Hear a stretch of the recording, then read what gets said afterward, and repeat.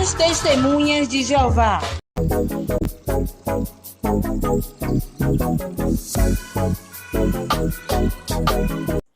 E esse meu amigo, ele, quando foi desassociado, a família, todo mundo, ele coloca você de lado. Você vira um fantasma. Você não é proibido de frequentar a religião, mas ninguém fala com você, ninguém vai ter nenhum tipo de, assim, te cumprimentar. Se encontra você na rua, atravessa para o outro lado da rua, você não tem contato com ninguém. Em alguns casos, eu conheço alguns casos de família que, assim, um membro da família foi desassociado, ele não jantava ou almoçava na mesma mesa que a família. Ele tinha que comer num cômodo separado. Isso dentro de uma família. E teve um caso que me marcou muito, pois um dia eu estava com esse meu amigo e ele estava conversando comigo na rua. Ele estava muito triste e ele começou a chorar. E a gente sentou, lembra? A gente sentou numa calçada assim um pouco mais alta e ele conversando, ele chorava igual uma criança. Um homem que ele já tinha, nessa época que eu tinha em torno de 18 anos, ele estava ali com seus 21, 22, ele chorava copiosamente porque a avó dele não falava mais com ele. A avó dele era tudo para ele na vida dele. E a avó dele não falava com ele porque ele tinha sido desassociado. Ele já não tinha o pai dele, ele tem até hoje um irmão que tem autismo num grau muito alto. Então, a referência dele era a família do entorno. E o tio dele, ancião, julgava ele o tempo inteiro. E não existia um acolhimento para uma pessoa que errou. E a gente não está falando que ele assassinou uma pessoa. Nós não estamos falando que ele bateu em alguém, cometeu um estupro. Não, ele fumou um cigarro, ele fumava cigarro. Todo mundo pode ser contra ou a favor o hábito do tabaco, ok.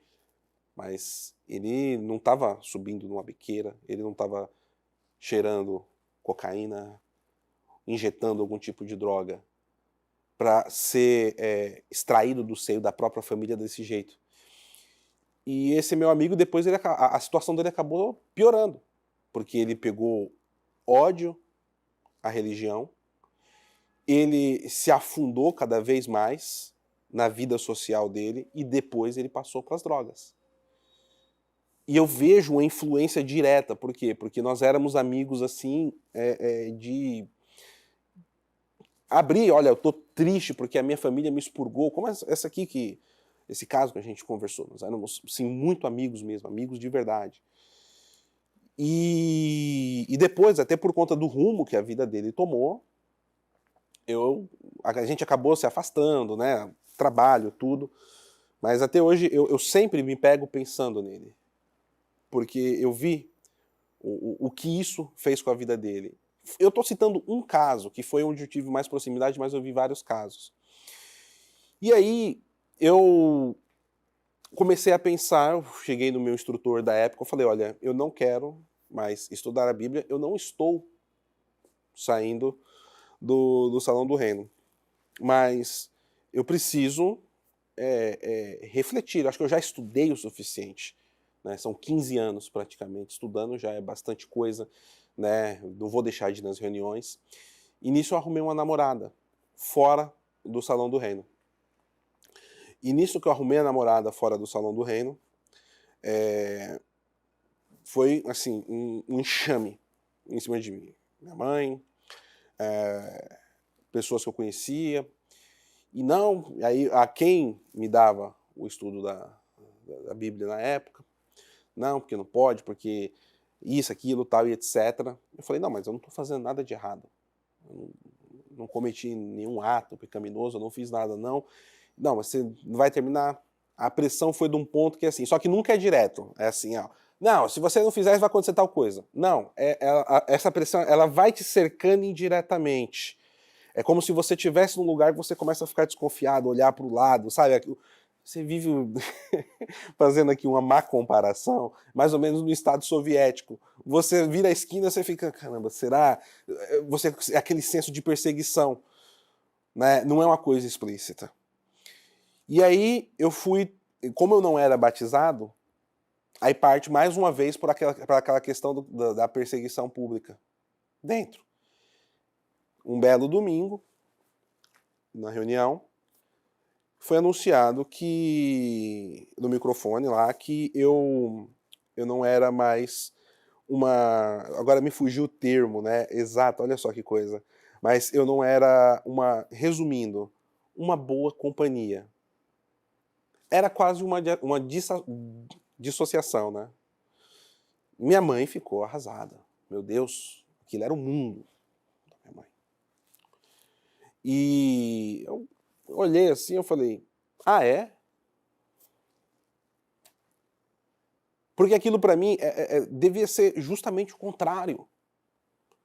Se eu estou com dúvidas, que elas sejam dirimidas. Mas olha que engraçado.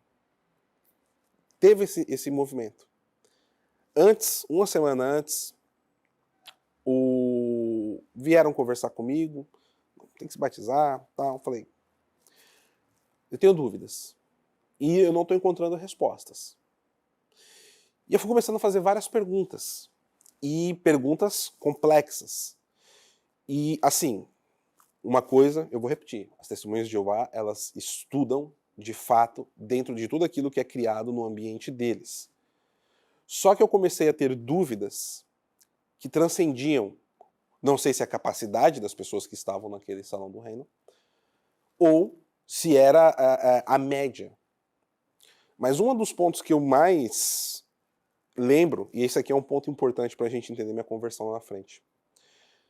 Eu virei assim e falei assim, olha, a gente está falando aqui, você tinha os profetas, você tinha os apóstolos, você tinha Nosso Senhor, você tinha o anjo que aparecia, você tinha tudo isso. Depois que Jesus Cristo morreu, acabou? Deus abandonou o mundo? Deus não enviou mais um anjo? Nós não temos mais nenhum relato? Então quer dizer que há 2000 anos Deus virou as costas para o mundo? E agora sim, vocês agora que se virem aqui com o que tem na Bíblia, é lógico, eu estou fazendo uma coisa chucra, mas era como eu imaginava na época, né? Não duvidava do amor de Deus a nós, jamais. Mas, eu olhava assim, falta um pedaço aqui. Falta um pedaço, tem alguma coisa aqui que está faltando, né? E eu tinha... Só que no meio de tudo isso, você cria algo que é comum, muitas vezes.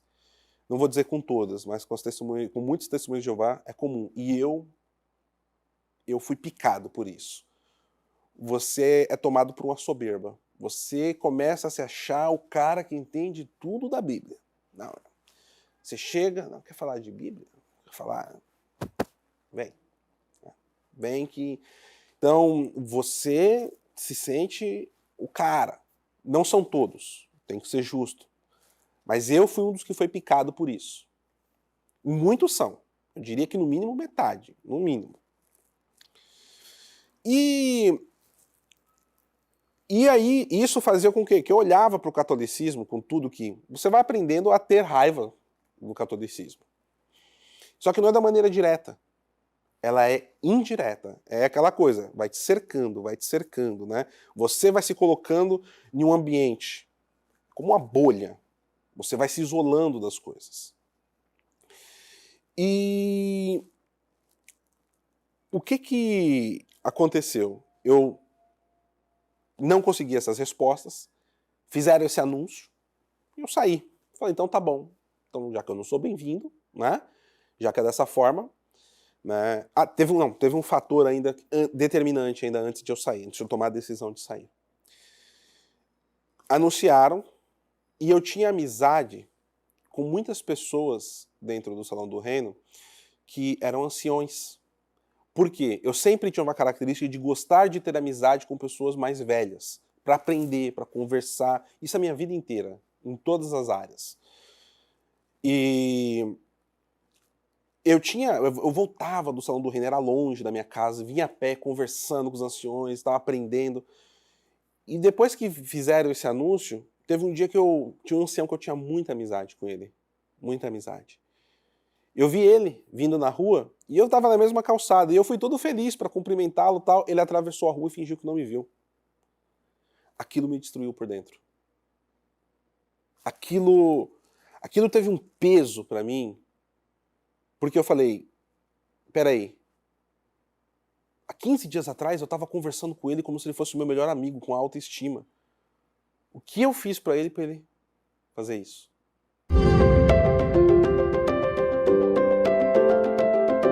Inscreva-se no canal, deixe o seu like, compartilhe o vídeo, faça a sua parte para ajudar outros.